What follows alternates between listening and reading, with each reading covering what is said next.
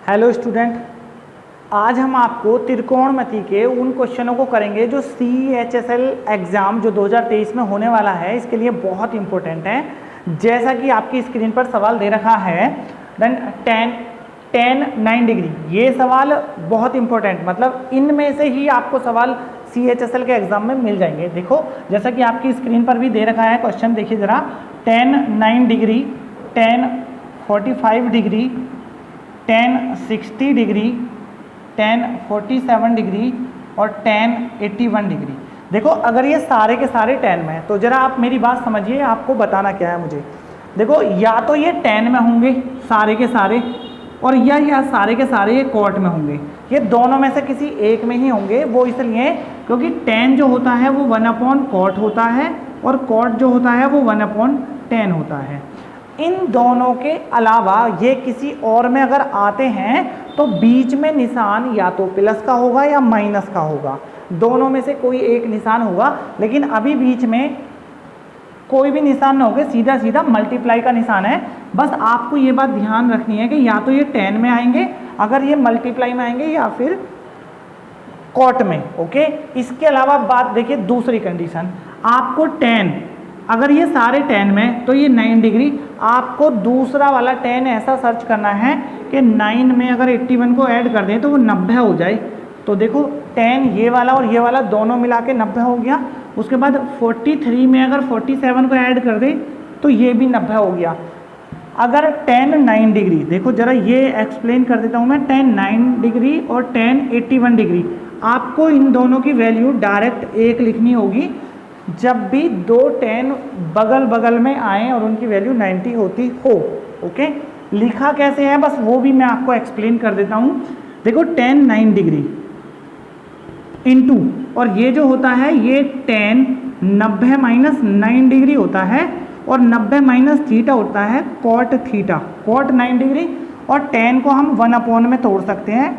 cot 9 degree then 1, हम इसलिए इसको 1 कर सकते हैं। देखो, ये वाला भी 1 हो गया और ये वाला भी 1 हो गया इसके साथ, तो सिर्फ tan 60 बचा, और tan 60 की वैल्यू होती है √3।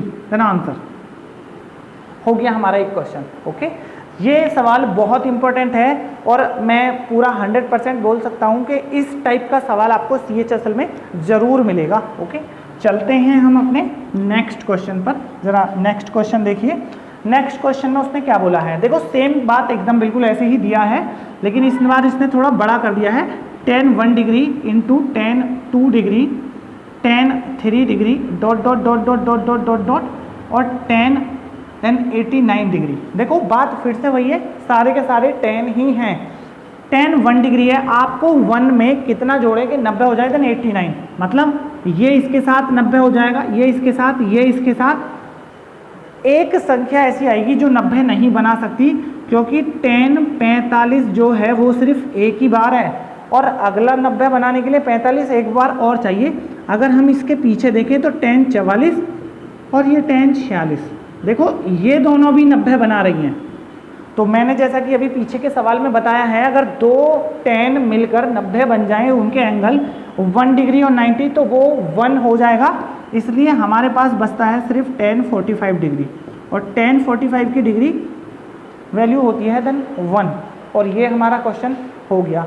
देखो, ऐसे सवाल बहुत आसान होते हैं, ये इतने मुश्किल नहीं होते। ओके, सेम क्वेश्चन देखिए ज़रा, फिर से एक सवाल और दिया है, देखिए ज़रा उसमें क्या सवाल दिया है। इसने सवाल दिया है cot 60 degree, cot 16 degree, cot 48 degree, cot 42 degree, cot 60 degree और cot 74 डिग्री। देखो, मैंने जैसा कि पीछे बताया था, या तो सवाल tan में होगा या cot में होगा। अब cot में है, देखो 60 को अगर मैं 74 में ऐड कर दूं तो ये 90 हो जाता है, और 48 को 42 में ऐड कर दूं तो भी 90 हो जाता है। मतलब ये दोनों वैल्यू 1 और ये भी 1, तो हमारे पास जो बचा सिर्फ ये cot बचा, cot 60 डिग्री। और cot 60 होता है 1/10। तो अगर आपको 1/10 की वैल्यू पता है, 1/10 होता है, देखो या तो आप डायरेक्ट cot की वैल्यू याद रखें या tan की, दोनों में से किसी एक की भी रख सकते हैं।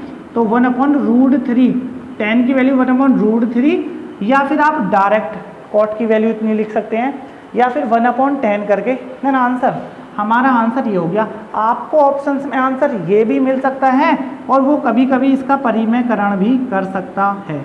तो वैल्यू आएगी √3/3 इतना आंसर। मतलब ऐसा नहीं है आप बस यहीं पर छोड़ दें, वो डिपेंड करेगा सिचुएशन पे, लेकिन उसने यहाँ पर 1/√3 आंसर में दे रखा है, तो अभी आंसर हम इतना ही लिख सकते हैं जैसा कि उसने दे रखा है। ओके, ये भी हो गया।